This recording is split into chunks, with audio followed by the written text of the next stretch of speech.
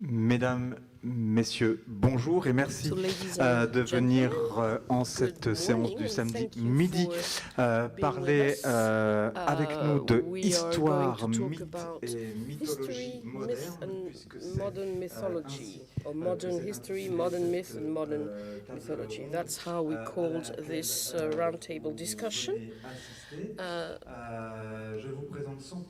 I would like to introduce our two writers.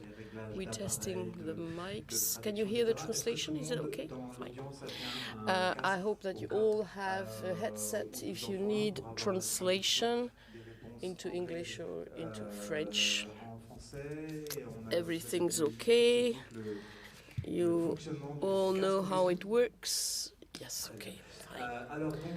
So we have with us two writers, two African writers, but they live in UK, one in Manchester, the other lives in London.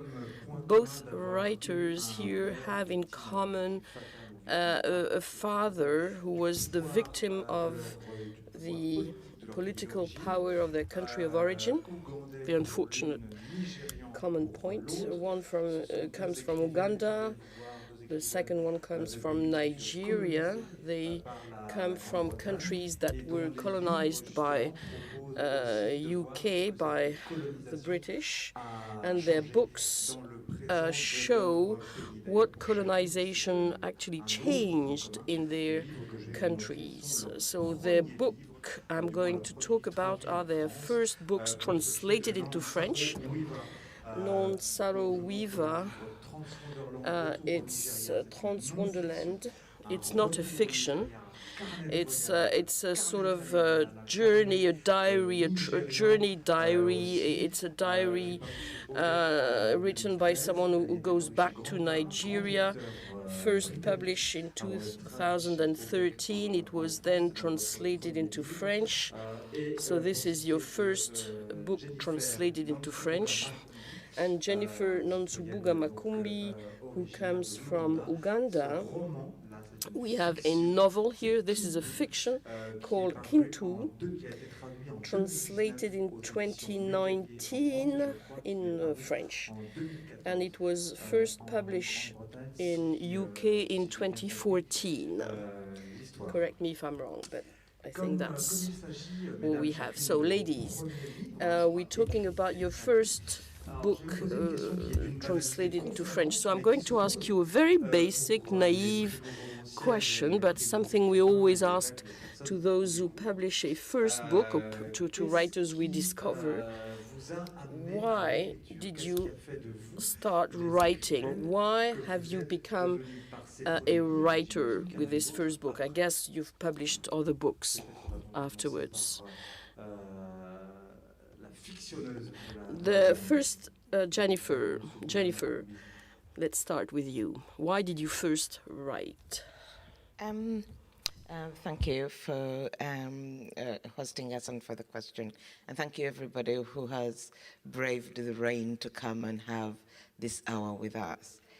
I started writing because you have ideas and you have this great feeling of necessity to express something, to say something, and you have been looking for it in all books that you've read or other writing, whether it's journalism, and it's not there.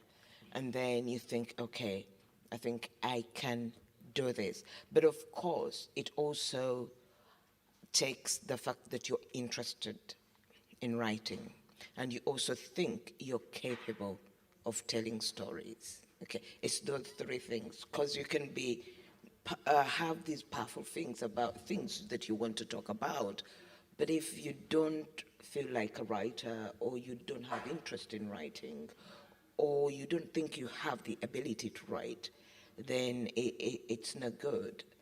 But for me, I started as a child telling stories, oral traditional stories of animals or bad girls in folk tales. And so by the time I grew up and started to have these strong feelings about our history in Uganda and how it has been presented in the West, but also how it has been taught in school in relation to history that you hear from your grandparents, that is oral. But then I thought, okay, I think I can write. So that's where my first novel came from.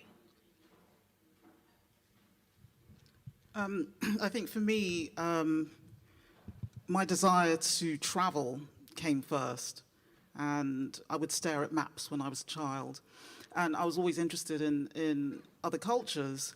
And then when I got older, I started reading newspapers. I was, watching the news, and I thought, oh, actually, I'd like to become a news reporter. I knew that I liked writing, but I didn't know what form this writing would take. Then I had this light bulb moment, and I thought, I can combine travel and writing by becoming a news journalist. But then I went to journalism school in New York at Columbia University, and within 1 week, I knew that this is not what I wanted, because news reporting doesn't capture those everyday nuances of other cultures. I was much more interested in the everyday stories that really tell you something about a culture. And then I discovered writers like Joan Didion and also, Paul Theroux. So, Americans have this long tradition of long-form fiction, whether it's within news or literature. And I thought this is what I want to do. And, I was really interested in Africa, and I felt that the way Africa was covered just wasn't, it lacked detail and nuance. And so I felt that there was a gap that I could fill in that respect. Comment vous entendez, Jennifer? Jennifer, what does it mean for you, this idea of a gap, the filling the gap between, you seem to agree with Noo, how do you write about these gap that exists between reality and what is actually said about Africa? Okay, I was agreeing with Noo, because, and for me, this gap didn't appear until I traveled to Europe. Okay, when I was growing up in Africa, and that's the difference between us. You grew up in Europe, I grew up in Africa. But I grew up in Africa thinking that people who reported about Africa were reporting the kind of life I was living. I thought that reporters came to Uganda and reported exactly what they saw. It was until I came to Britain and I saw what was presented on TV, and it was so different from the life I had lived in Africa, or the life that I had seen around me, that I thought, where do they get these stories from? And they could report about Uganda, and I would say, which Uganda is that? I mean, it's ridiculous what the West was saying about Africa and the reality of Africa.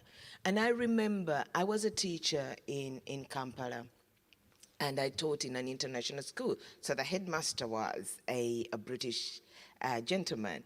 And when he arrived in my hometown, he was like, oh my God, Africans are not sitting down waiting for aid. In Britain, people think that Africans don't work. I'm surprised people wake up very early in the morning and go and work.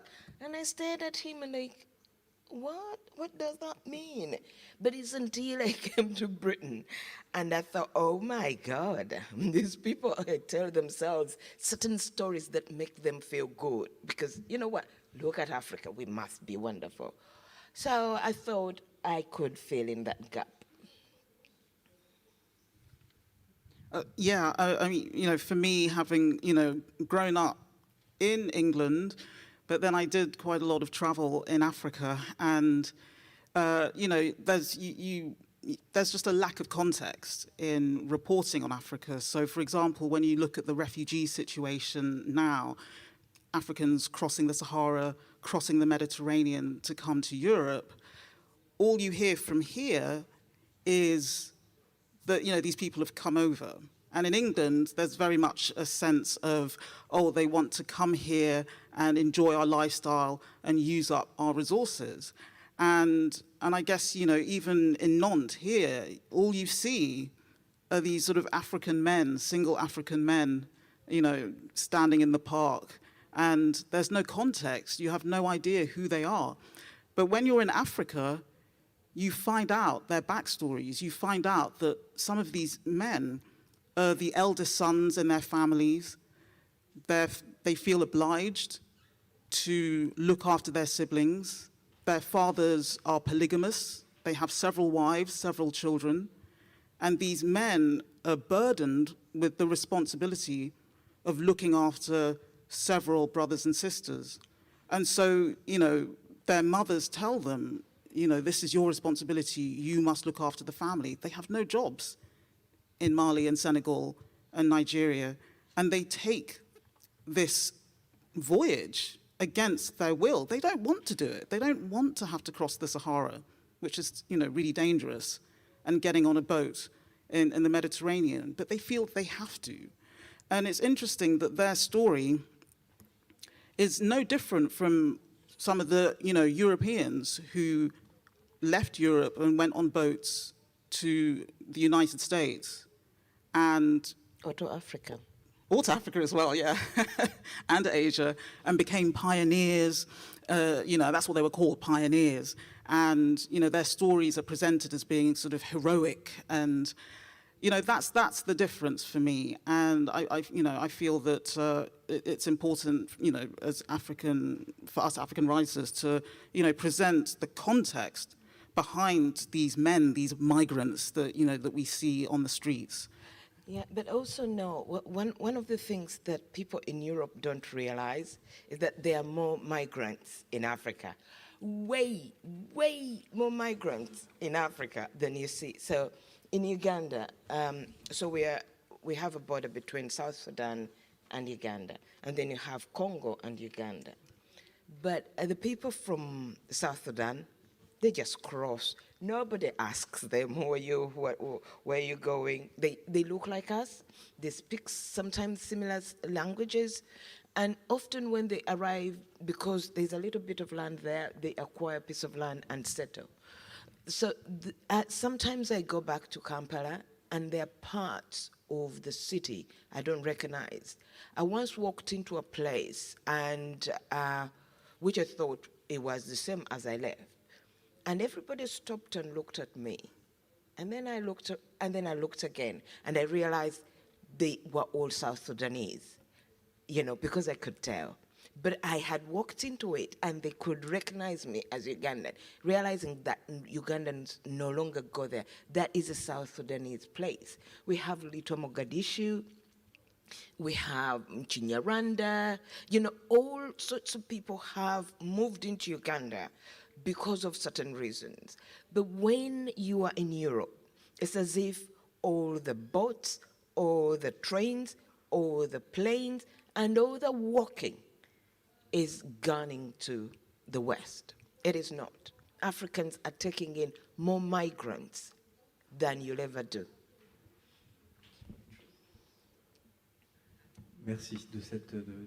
Thank you for this point. Now, among the things which you have in common, you have this idea of returning, going back to the past or native place and so on. Transwonderland, you're going back to Nigeria. Your book is the story of a woman, the writer, who tells the reader it's difficult to go back at least once a year to your native country, a country in which the dictators killed your father. Your father was a writer himself because he fought for the well-being of people of a specific region that was polluted, looted by traffic, by oil extraction and so on and so forth, with pollution and so on and so forth. That's about your going back to Nigeria. And then Jennifer You're going back, but it's different. You're saying once upon a time. It's once upon a time. That's how you start. So, well, why don't I travel back into the past? A past I didn't live in, like 1750. It's during that period of time that the book, during that period of time, your book starts. Once upon a time, a man adopted a child, killed him by accident, was cursed, and his descendants were cursed after him. That's what you're going to tell us. That's the story you're going to say. I'm not spoiling anything here. I'm just telling you the first pages or first part of the story. A governor, 17th or 18th century, has to meet the new king of the country that will be later called Ouganda. During his journey, a certain number of things happen, violent things, other things. These other things will have consequences, and the consequences will impact the beginning of the 20th century. And the consequences actually are told by the story. That's what the story is all about. It's about the consequences. The book tells us about the consequences of what this governor did, the consequences he had on the future kings of the country. Then you have British colonization, then decolonization, then you have globalization. It's all what this book is all about, you know. You're putting all these ingredients into this casserole. So we have individual return, family return. I am going to see, to try and understand which is my Nigeria, what is it all about. And then you're going back, Jennifer is going back to the beginning of Uganda. She's going to tell us which Uganda. She's the daughter of a certain Uganda. So this idea of returning, going backwards, going back into time, or going back to your native country. Jennifer, in your book, the book goes back to 1750. Why 1750? What did it provoke afterwards? Well, I went back to the 1700s because at that time I was doing a PhD at the University of Manchester, Manchester Metropolitan University, and everything that I wanted to do about Uganda could only be framed in pre-colonial, colonial, post-colonial, and this drove me crazy because it's as if our existence cannot be framed in any other way other than by the action of Europe on Africa. So for me, it was very important to write Europe out of the text and just go back to this, before Europe arrived and look at ourselves. What were we like? Because even the history we were taught in school started with Europe, because most of the first historical texts were written by Europeans. So the history written by Africans came much later. So for me then, I decided to go back into oral history, because the history of Uganda, or of Buganda Kingdom, was told orally. So there were historians, they were called griots. And this person was supposed to just carry the history of the nation in their heads. But of course, the history of the nation was recorded according to the kings, according to the Kabakas. So that history was there. And ironically, it's still again the Europeans who asked for that history going back to the beginning of the kingdom. And they recorded it into places. So you found it in their diaries, which were accessible in Europe. But also I had that history that was given to me by my grandparents. So because sometimes oral history had the kingdom tied to the family histories as well. So I went back to those times before Europe arrived. But when I actually started to research who were the Kabaka is king at that time. I went for a time when there was so much turmoil, because that, of course, that would be interesting in telling the story. You know, this is, and it was a woman who was destabilizing the kingdom. And of course, that was interesting because for a long time, Buganda's history has been framed as masculine, as women's action absent. So there were a lot of things that allowed me to go back to the 1700s, include women, exclude Europeans, and then tell that kind of story and see how much of that we lost during colonization, but how much of it we've carried forward, how much of it is still relevant, how much of it is redundant, but also how much of the mistakes we made in the past have kept following us up to now. Now, so you return to Nigeria, you're going back to Nigeria, your native country. You spent a few years in Nigeria before going to London. But going back means for you going back to your country and writing about your return.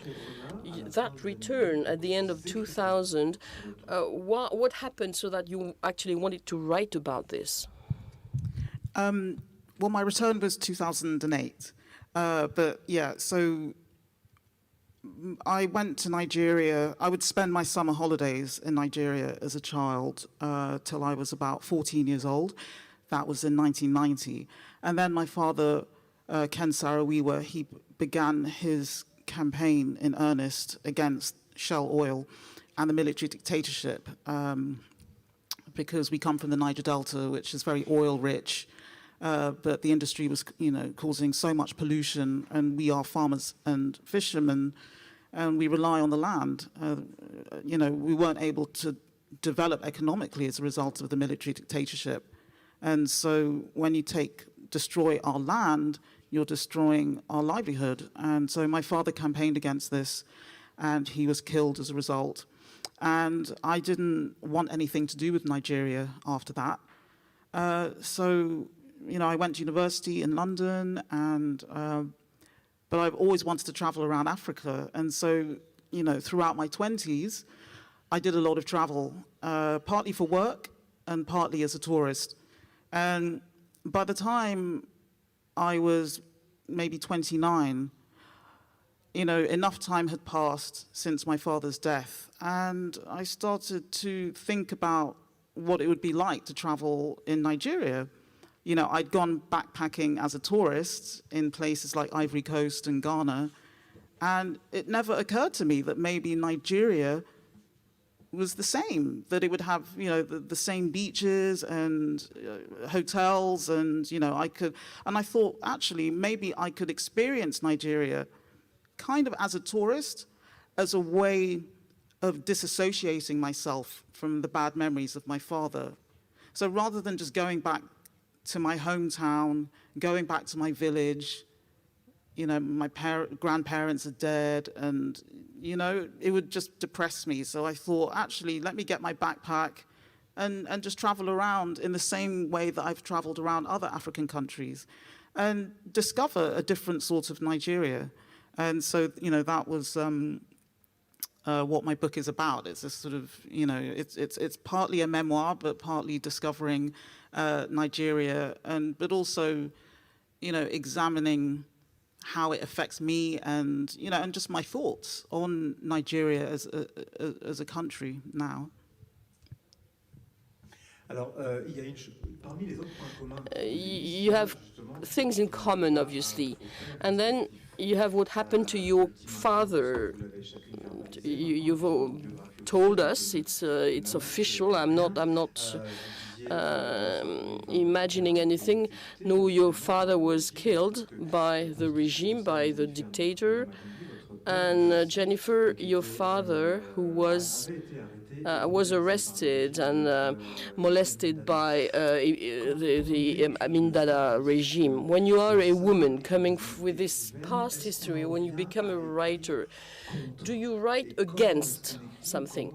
How do you write, and how do you write against the regime? What happened to your fathers, to both, you know, what was the consequence on the way you write, on the way you tell a story? To be fair, Kintu was prompted by the brutalization of my father and the subsequent mental illness that he suffered. So my dad was brutalized when I was a child, and but we were lucky we got him back. Most of the children I went to school with didn't get their dads back. But after a short while, he lost his mind, and for a long time he was sick.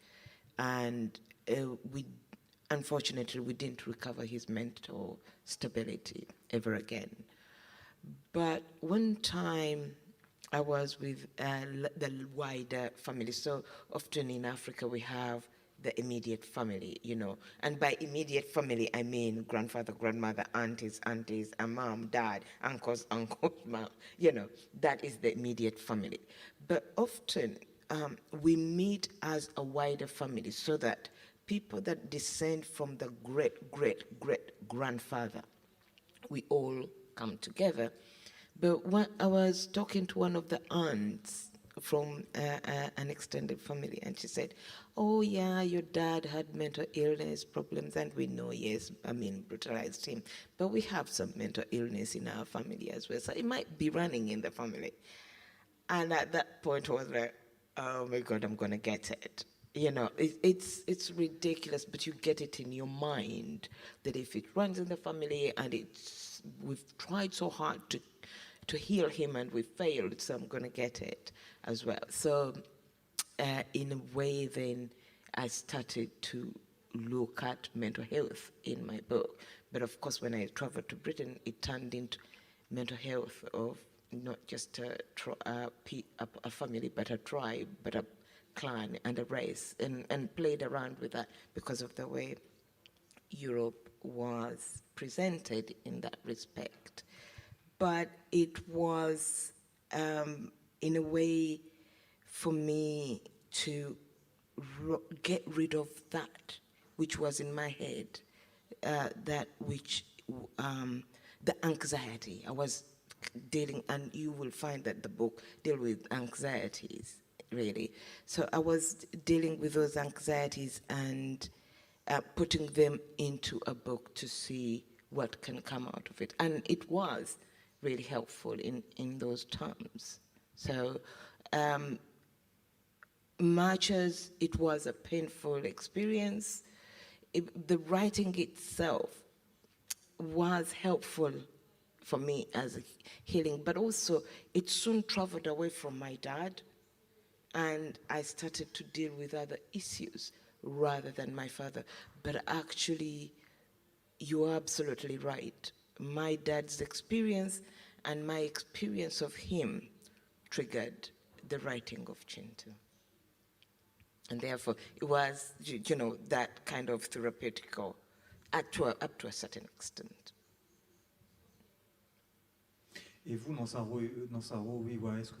And you, Noo Saro-Wiwa, do you feel that what happened to your father made your writing more angry, more empathic, more political, more activist?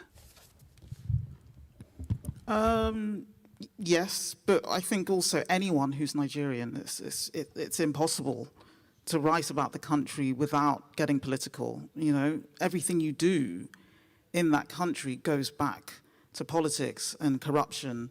You know, you switch on a light bulb and it doesn't work. You know, it's corruption. Everything you do just brings it back to that. So yeah, my father's death, made me and still makes me very angry with the governments, successive governments in Nigeria, and I suppose that anger is expressed in my writing. I'm very critical of the state of affairs in Nigeria, and but as I said, I think most Nigerians are exactly the same. We've all suffered.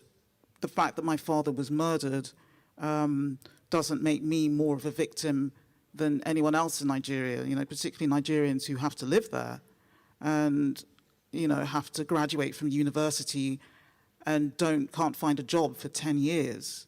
They're in just as bad a situation as my family was when my father died. It's, the whole country is suffering, and it's impossible to get away from it.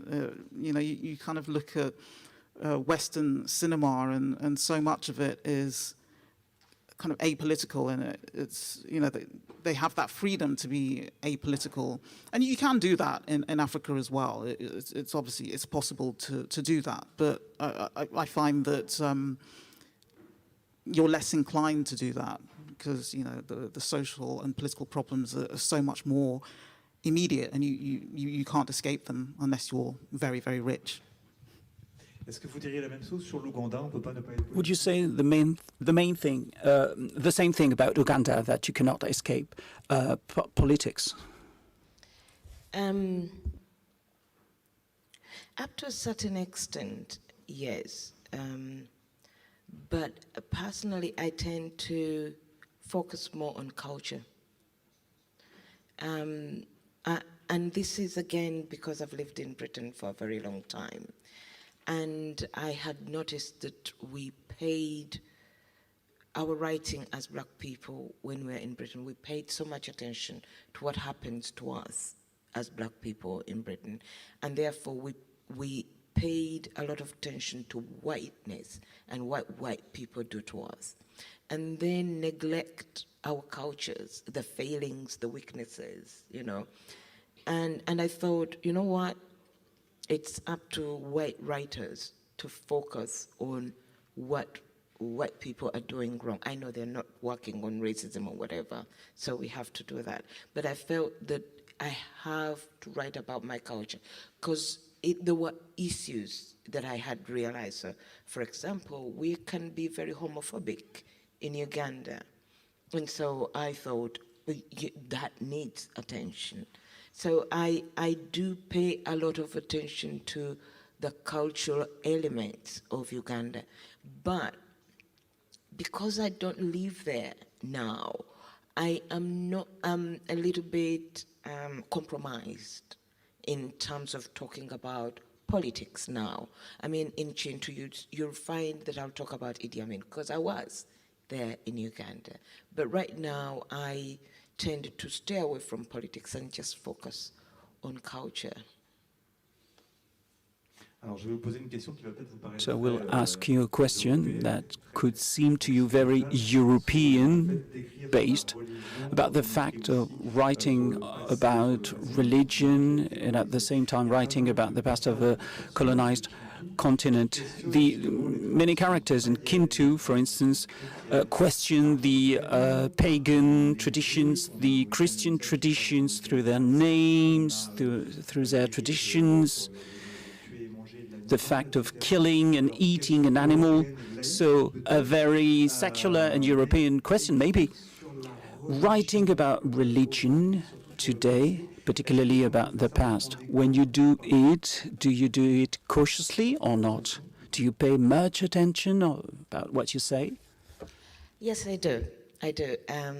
There is when I look at Uganda now, there's a hyper-Christianity that is going on now that wasn't there when I was a child. For example, my grandparents, they were Christians on Sunday. But on 6 days of the week, they did other things. And they even went and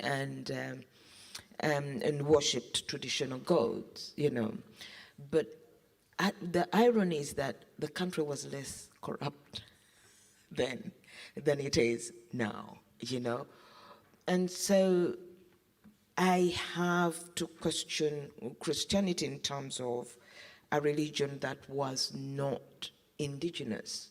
It didn't develop out of our specific experiences, but then it is shaping our lives in particular ways.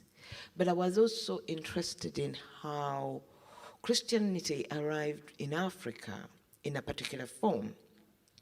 So if you look in the earlier books, those who practice, it's the piano, it's standing straight, it's singing.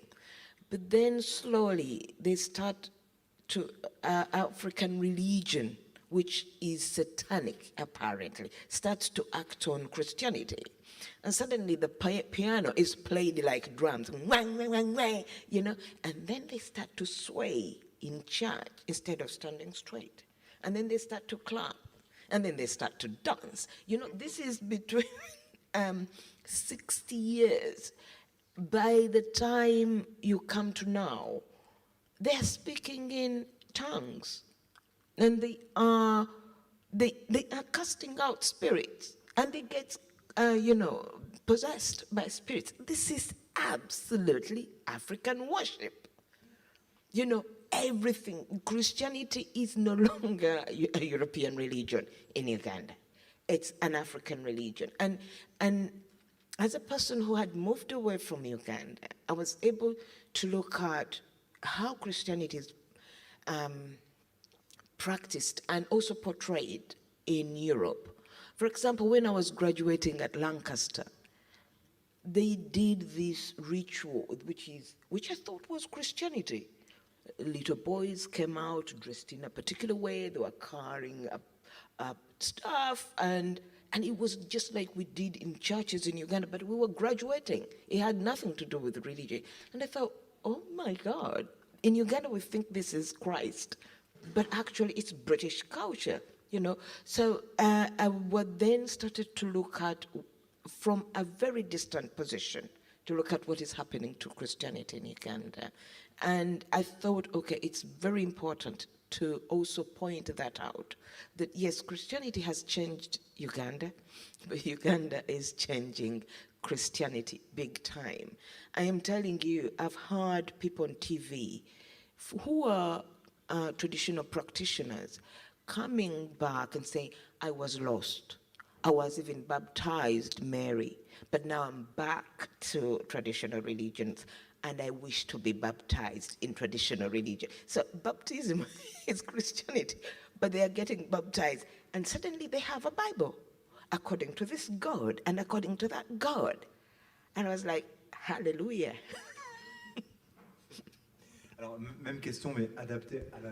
Same question, but adapted to your journey and your non-fiction book. Sometimes you speak about religion, but also through what you say about ethnic groups, the Ogonese.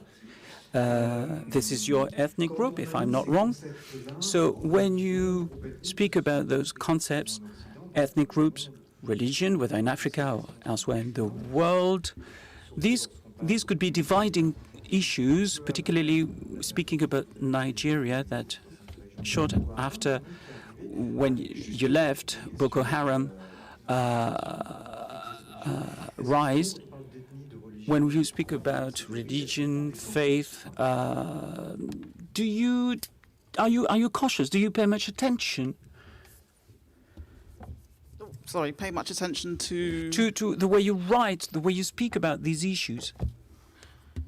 Oh, I mean, I guess when I wrote Transwonderland, I was back then. It was 10 years ago when I wrote it, so I was a little bit more cautious. I mean, basically, I'm atheist, and I was too scared to admit it back then, and which seems ridiculous now. But you know, when you're in Nigeria, people really pressure you. You know, they ask you, you know, when was the last time you go to church?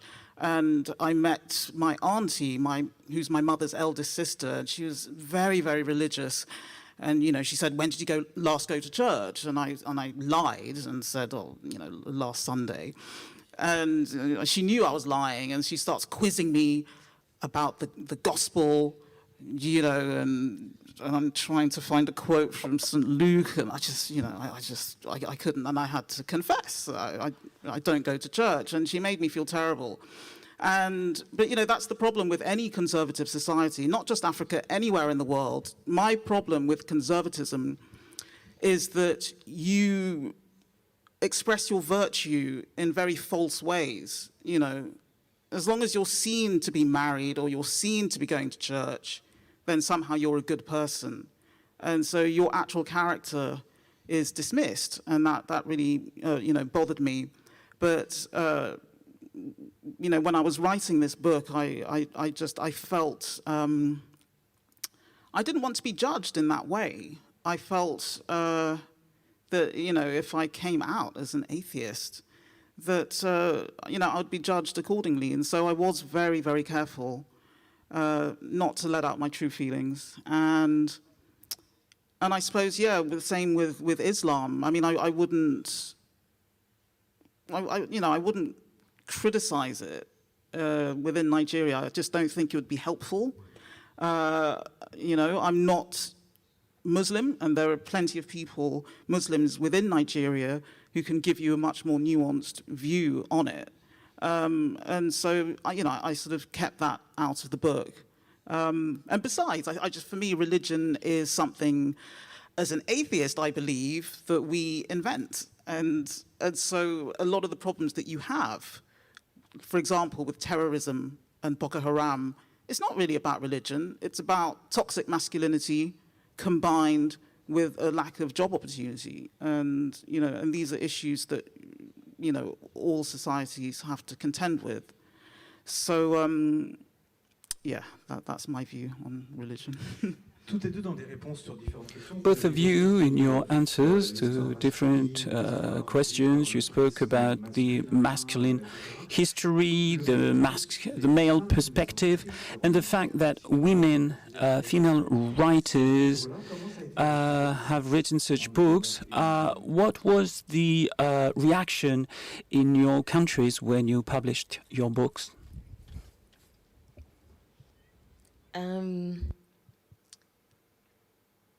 I don't think the fact that I'm a woman has ever mattered in Uganda in terms of writing. You know, when we have different problems when it comes to feminism or to women. Being a woman writer was never surprising because women have been storytellers before. But I think it's the content. It's what you write. So, for example, I write Kintu, and Kintu is the first man on earth, you know. And so, for Ugandans, when they heard that a book called Kintu is coming out, they already had an idea what the story is. And for them, it was, okay, how has she taken our creationist myth and interpreted it? And so it took me by surprise because, you know, oral traditions tend to be very masculinist, especially the creationist myth, because you have the feminine guilt. And but when I took this story, of course, I tried as much as possible to pick up on where in history women take major positions. It doesn't matter whether they were bad or good. I pulled them out and shone a light on them. But it took me by surprise when I read a review somewhere that, oh my God, she has killed off all the male characters in the book. Now, I wasn't even aware that all the male characters had died. Not all of them had died. But I think one thing that really did not work with male readers was that there was an army general, and she was a woman. And I think the gun is such a phallic symbol that they said, oh my God, she even put the gun in the hands of women. Now, during the war, women fought for the liberation of Uganda, but somehow it was a little bit uncomfortable for some men in my book. And I kept on telling them that this is a masculinist novel. I'm going to write a feminist novel. You won't even ask whether it's a feminist novel. Because I had 6 main characters, and 5 of them were men. A feminist doesn't do that if they're writing a feminist novel. And I wouldn't take Kintu and make him the main character, because he's such a masculine figure, you know, the father figure of Uganda. But there were certain responses like that, but on the whole, it was very complimentary, because for a long time we hadn't had a book come out at an international level. So, but also there were a lot of people who were surprised that I could write about Kampala and the hills and the slums and the villages and use those names and write about it as if it's New York. You know, so all of that probably protected me, that it was a good reception of the book.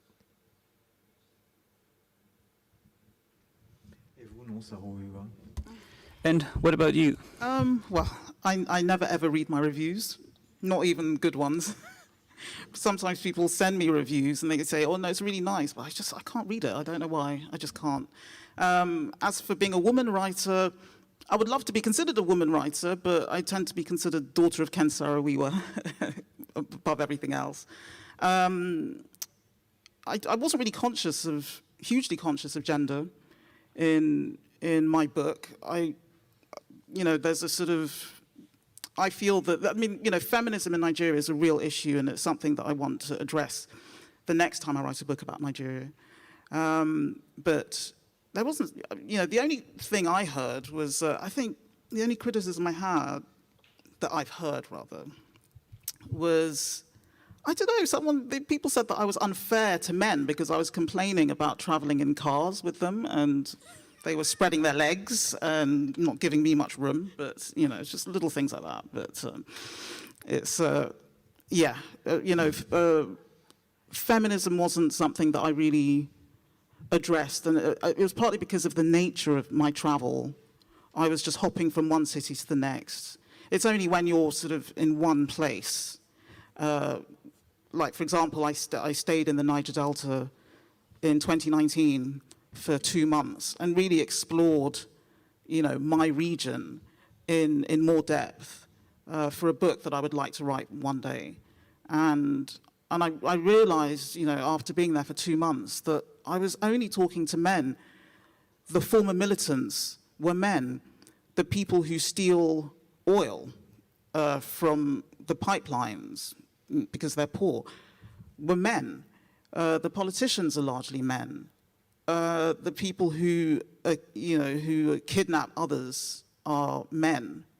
There's this constant theme of masculinity, and I sort of started wondering, well, where are all the women? You would hear about these women fleetingly. You would hear about the girlfriends of militants who have to clean their guns, or the girlfriends who provide food. You know, the girlfriends whose boyfriends are kidnappers, and the girlfriends are the ones preparing the food for the kidnapped victims. You know, all that sort of thing. But people would just mention them in passing, and you're like, gosh, what's it like, actually, to be a woman who is going out with this guy who's committing crimes, and you're forced to be an accessory to that crime? You know, I'm fascinated by that. And so that's definitely an angle that I want to explore in my next book. Can I add something about women in Uganda? There's something about women and writing that is going on in Uganda, and I think probably it's because we had an organization called FemRight that was started specifically to target women and writing. And so now when I go back, and normally I meet a lot of writers, but perhaps 80% are women and 20% are men. And recently, questions started to arise. But to be fair, even when I'm teaching at university in creative writing classes, and these are white people, you have 12 students, 10 are girls, two are boys. I don't know what's going on there. It's another discussion for another time. But men are starting to ask in Uganda, what about us when it comes to write? And it's a wonderful position to occupy, to have men ask us, what about us? How come you're not looking after men writers? But and it's starting to show that even at Africa level, more women are more visible, more women writers are more visible than male writers. But often we explain it in such a way that our mothers were the first educated women in the 70s, you know, and they were like, you know, hungry, you know, and therefore they focused on the daughter, and we saw what was happening, and we are so we want it so much, maybe, but it's also another discussion we could have later. Which is good in book festivals, and particularly good festivals like this one, is that we have the opportunity to speak with different authors. Yesterday we met with Noo Saro-Wiwa, and she told me about a book she was writing, and today she's speaking about another book. So I demand to have a debate tomorrow, because I'm sure I'll hear about a third project. You spoke about a book you were writing about Nigerian people in China, a non-fiction book, and now you're speaking about a novel that you might write about Nigeria. People in the audience, keep that in mind, because I'm sure tomorrow when we meet, you'll speak about a third novel taking place somewhere else, another time, one project a day. Fantastic. So I say Noo Saro-Wiwa because some people could read Noo Saro-Wiwa. So this is the way she could check that I had read her book, because Noo means oil, if I'm right. And you explain in your book how people should pronounce your name, Noo Saro-Wiwa. So I'm not wrong saying her name like that. I want to show that I've read the book. We still have 5-6 minutes. This is for you. If you have any question or comment, just wait for the microphone to come around. Is there a microphone for the audience? We do have one for you if you have any comment or question after hearing us or after not hearing what you wanted to hear.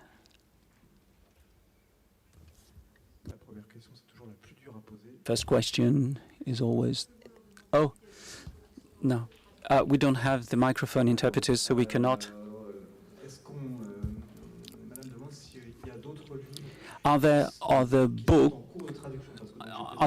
of yours that are being translated at the moment? So before writing the other books you've spoken about, do you have texts or books that are being translated at the moment into French and that will be published in French? Yes, my feminist novel that thank you for that question.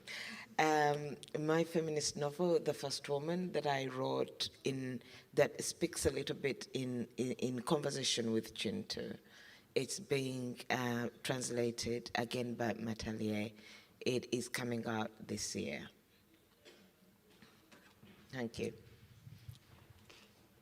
No, I haven't written a book I haven't had a book published in 10 years.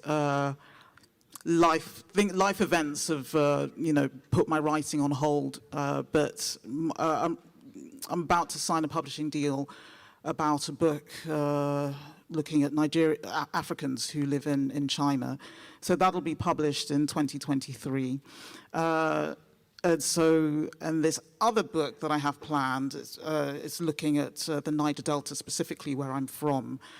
So I still haven't written that, and I haven't, but that's what I'm planning to do after this China book. So yeah, it's this weird thing where I haven't published anything for 10 years, but hopefully in the next 10 years, there'll be this backlog of stuff that will come out in rapid succession.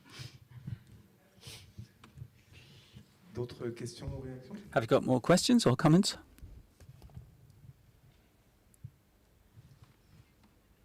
Qui seront bienvenus. Don't be shy.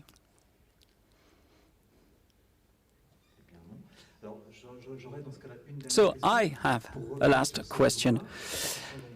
Let's go back to those books, your first books.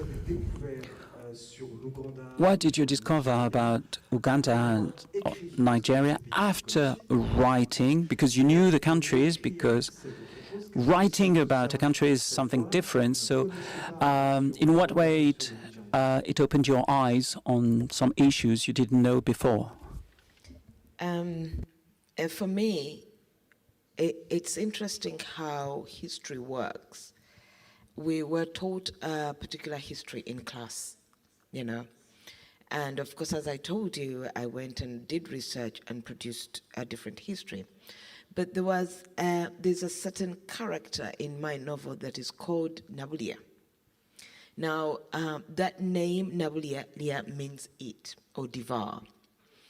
And in the book, it is explained that she's named that name because she almost ruled Buganda Kingdom for decades. So what happened with this woman was that when kings have children, the princes take the clan of the mother. They don't take the clan of the father. We all take clans of their fathers. So therefore the princes are more attached to their mothers and to their mothers' children than they are to their father's children. But in Buganda, if your son is a king, you also have an office called Namasole, the mother of the king. And traditionally, if an envoy came from somewhere, let's say from France, and to talk to the Kabaka of Buganda, if you haven't convinced his mother, you're not going anywhere with the son. So the mothers were very careful. They knew this is where power lay. So this woman, Nabulia, had 3 sons by the same Kabaka. And their father was killed and they escaped. You know, she escaped with her children, but then they returned. When they returned, their uncle, who was Kabaka, looked after the boys very well. But the mother wanted to be Namasole, so she told her sons to conspire, and they killed the Kabaka. And one of the sons became king. And when she realized that the oldest son was getting a little bit weak, she conspired with the second son and said, you need to topple your brother because, you know, we are losing. The son killed his brother, and he took over. They did not realize that the mom was actually running the country through them. She used them, they died, she stayed, they died, all the 3 sons. But then when this book came out, someone then wrote in the newspaper that actually between the brothers, she ruled the kingdom, not through the brothers, but through herself, and all that had been written out of history. That took us by surprise. And I was like, I wish I'd known, because I would have made her Kabaka in the book. I don't know whether I would have gotten away with it, but for me, that was a major aspect to discover about my kingdom. Well, actually, the biggest discovery for me was this concept in Nigeria of sugar mummies. So for me, you know, Nigeria always seemed like a very Christian, upright, conservative place.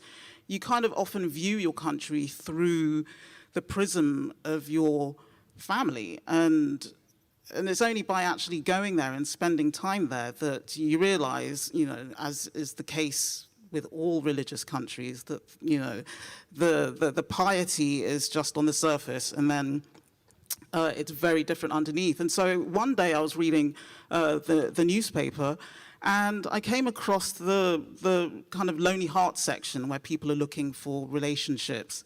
And there was a section called Sugar Cares. And it was basically all these young men looking for older women to have sex with or relationships with in exchange for money for their studies. And it was like they were just advertising in the newspapers very openly and, very specific in their demands. It's like, my name is Felix, I'm 27 years old. I want a divorcee who's 55 years old with big boobs. I promise to satisfy her needs and demand in exchange for help with my studies. I mean, I just couldn't believe it. And Nigerians just, you would tell Nigerians, what is this? And they're like, yeah, that's how it is. And yeah, I found that quite shocking. And, there's this whole, and it's all to do with, just the lack of money, people struggling to make ends meet. And it's just quite interesting, the different cultures that emerge from that. Nigeria, that is supposed to be this patriarchal culture, that gets turned on its head. It gets turned upside down with young men, getting money for women in exchange for sex. That's fantastic. Alors, mine de rien, la façon dont Noo Saro-Wiwa vous a raconté ce truc rigolo et horrible. So the way Noo Saro-Wiwa told you this situation, terrible and funny at the same time, it's exactly the same tone you can have in her book, Looking for Transwonderland, published in Avec, translated by Françoise Bertha, and for the novel of Jennifer Nansubuga Makumbi, Kintu, published in 2019, translated by Céline Schwaller. So I want to thank both of you for participating in this session about myths, history, and modern mythologies in Nantes. I also want to thank both interpreters. Thank you, because we could understand what was being said in French and English. I also want to thank the public for coming over and all the people who help us have a comfortable debate, all the organization, because due to the sanitary crisis, we have to clean everything between sessions. Many people do it in all the rooms we use in this festival, but thanks to them, cultural festivals are still happening in 2021. Thank you. Thank you. I want to thank all the technicians, visual and sound technicians, because thanks to them, also people from far away can follow our debate. Because this festival is the first festival in France in 2021 that welcomes public audience, real life. We will go on this way. Thanks a lot. Thank you, everybody, and have a nice weekend. Both authors will sign their books. I don't know when.